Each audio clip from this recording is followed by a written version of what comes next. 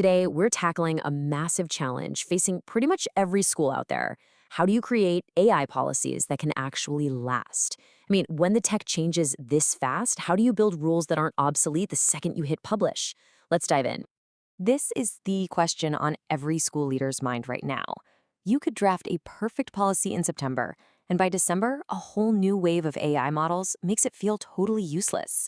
So, how in the world do you govern something that's always in motion?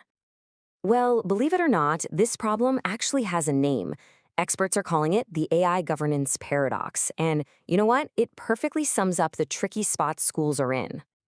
So here is the paradox in a nutshell. Schools need stability. That's just how they function. Teachers, students, parents, everyone needs clear, consistent rules to follow. But AI? It's the complete opposite. It's evolving so quickly that the old way of making policy, the slow, careful, committee-driven way, just can't keep up. And this quote just nails the insane pressure administrators are under. Think about it. They have to learn about a brand new technology while it's still being invented, figure out how to use it, write fair rules for it, and then defend all of those choices to the public. It's a huge, almost impossible task. So with all that pressure, what's the first instinct? Well, it's often to make rules about the specific AI tools that everyone's talking about. But as we're about to see, that approach is pretty much a losing battle from the get-go. I'm sure you've seen policies that look exactly like this, right? They name names. You can't use ChatGPT. Google Bard is okay. Claude is a no-go. The problem is, for every one tool you name, there are 10 more popping up that nobody's even heard of yet. It's like playing whack-a-mole. You just can't keep up, and you're always a step behind. Okay, so if making rules about specific tools is a dead end, what's the alternative? The answer is a pretty fundamental shift in how we think about this. We have to move away from regulating brand names and start focusing on timeless principles. This slide right here is the aha moment. It shows the difference so clearly. On the left, you've got that brittle, outdated rule. But on the right, that's a strong, future-proof principle. Instead of just banning ChatGPT, you make a rule that says all student work has to show original thought, and you have to cite any tool you used. See the difference? It focuses on the behavior you want, not the specific tech. That's the secret sauce. And hey, this isn't just some academic theory. The Ottawa Catholic School Board is doing this right now. Their policy isn't a long list of approved apps. It's grounded in a core value, using AI for good. By doing that, they've created a guiding star that works no matter what new tool comes out tomorrow or 5 years from now. But having a great set of principles, that's really just step one.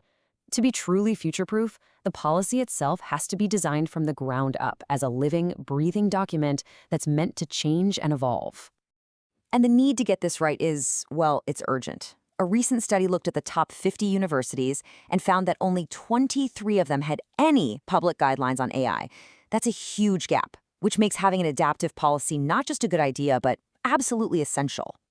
Oxford University gives us a fantastic playbook for how to do this. Just look at the language they use.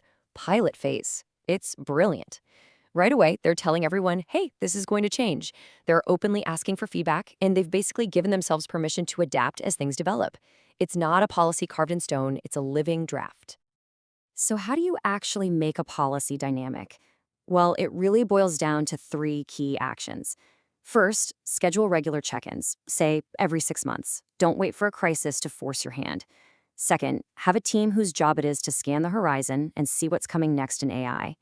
And third, and this is a really cool one, use scenario planning to stress test your rules against things that haven't even happened yet.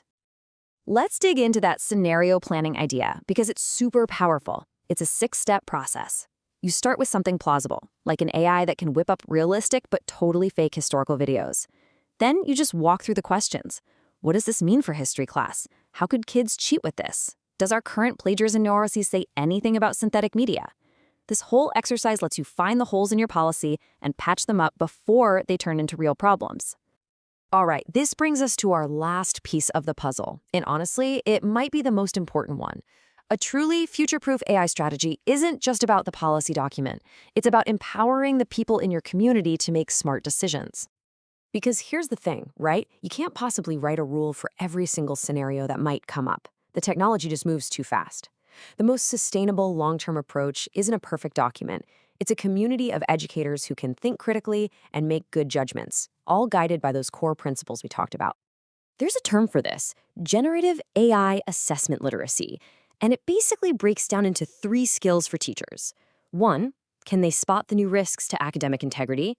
2, can they design projects that actually use AI in a smart way instead of just being vulnerable to it? And 3, can they effectively teach their students how to use these powerful tools ethically? Building these skills in your staff, that's the ultimate future proofing. Okay, let's pull all of this together. We've gone through a lot, but it all comes together in a pretty straightforward 6-part framework that any school or district can use. Here it is, your blueprint. First, start with principles, not products. Second, build in ways for the policy to evolve, like those regular reviews. Third, keep an eye on what's coming next. Fourth, use scenario planning to stay ahead of the curve. Fifth, and this is huge, invest in training your people. And finally, number 6, distribute authority. Let your central principles guide things, but empower individual departments and teachers to make smart choices on the ground. And that really leaves us with one last big question. You can create the most future-proof policy document in the world, but is your school's culture ready to adapt with it? Because a living policy needs a living culture to support it, and that might be the biggest challenge of all.